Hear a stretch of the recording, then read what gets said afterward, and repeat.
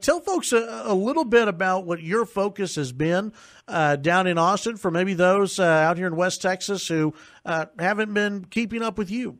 Sure. Well, I've been very honored. I've had the opportunity in the 2 sessions that I've served. I'm in the middle of a campaign. I have a general opponent to go back to my 3rd session in January of 17 for the 85th Legislature.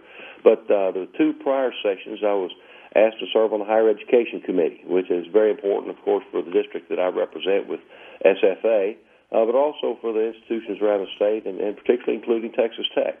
So those are issues that are important for the future of Texas. I serve on that and a number of other substantive committees. I think we had a very strong legislative sessions both times. We've addressed water in the 83rd. We addressed transportation as the big issue in the 84th, and coming in the 85th. I think education is going to be first and foremost. What specifically about education and maybe higher ed do you think will be a big focus in the upcoming legislative session? Yeah. Well, one of the things we've recognized, and we've made great strides at helping people achieve higher levels of attainment in education and higher education. We set a very lofty goal with the Texas Higher Education Coordinating Board, and we call it the 60 by 30 program, where we have 60% of Texans achieving a certificate, a diploma, an associate's degree, a bachelor's degree, or postgraduate degree. So by 2030, we have 60% of Texans with that credential. We know that there is no single bigger and better predictor of success, both on a personal satisfaction level, but also on an economic earnings level, than higher educational attainment. And frankly, we lag behind a number of the other states. And we're in a global marketplace, and we have to be competitive with students around the world. And so we're going to push out, set a high goal, and then I believe Texas is up to the challenge. One of the other committees, state and federal power and responsibility. What all issues do you handle on that committee? Well, the issue that really dominated that committee has to do with Article 5 of the federal Constitution. There were other issues dealing with the interplay and relationship between the federal government and the state government. Too often, Chad, we think of it as kind of a linear progression, start at the federal, go to the state, go to the county, go to the city. I think too often we forget, in fact, that the state government and the federal system is the preeminent source of political power. The state government created the state governments, created the federal government, and the state government created the county and city governments. And so it's important to keep that constitutional underpinning in place. But the issue that has gotten the most play, and in large part because of Governor Abbott's leadership and focus on Article 5, which is a separate constitutional convention where the states can meet through their delegates and address certain issues that we think are deserving of attention. And so there's many different schools of thought on what that should be and how that could play out and how the process would work. But there are issues such as a requirement for a balanced budget at the federal level, such as do we change the terms and tenure of the Supreme Court justices? And there are things that we can do, and obviously the initial way to deal with these issues is through the traditional going through Congress, passing a bill, and the government and the president signing that. Well, this is an alternative to that, but it's in the Constitution, and it's there for a reason. So that was a big focal point in the last session in the Federal State Power Committee, and then Governor Abbott has really amplified it and focused a lot of his attention on that. So I think that's an issue we're going to see next session. When you look at the issues affecting East Texas and Nacogdoches, and you compare them to the issues in West Texas, what are issues that overlap? What are the issues that are different, where maybe there's, I don't know if tension's the right word, but differences of opinion on how to do some things? Right. Well, in all sincerity, what I would call the rural members, if a member represents a whole county in Texas or multiple counties, I represent 3 in East Texas. I know Dustin, I believe, has 5 other counties and part of Lubbock County in his district.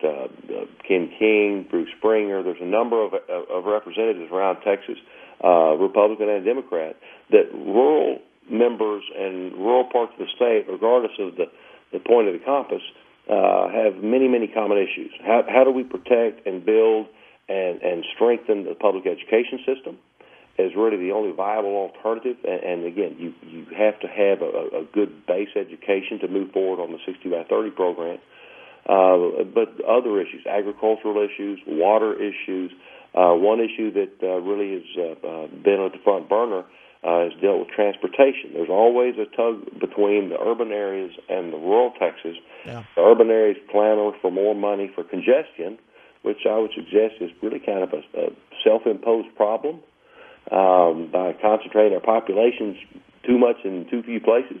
Whereas in our parts of the state, whether it be in Lubbock or being Nacogdoches or being Laredo or being Wichita Falls, we're more interested in connectivity.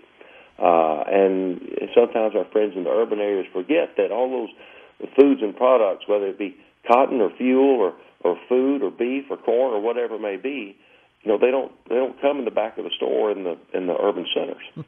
And we've got to connect all of Texas. I think it's vital that we remember who we are as Texans, that our roots are in the land and the land is around us, and we've got to keep Texas connected from corner to corner, from Amarillo to Del Rio and to El Paso to Texarkana. Texans are all in this together, and every once in a while we have to remind our friends from the urban areas that we intend to keep it that way. We are visiting with State Representative Travis Clardy, District 11. Before I let you go, you mentioned education. And what do you think? Obviously, education is going to be a big issue in the next legislative session, and you already brought that up. What does the future of education look like when not higher ed, but education? What does it look like funding-wise?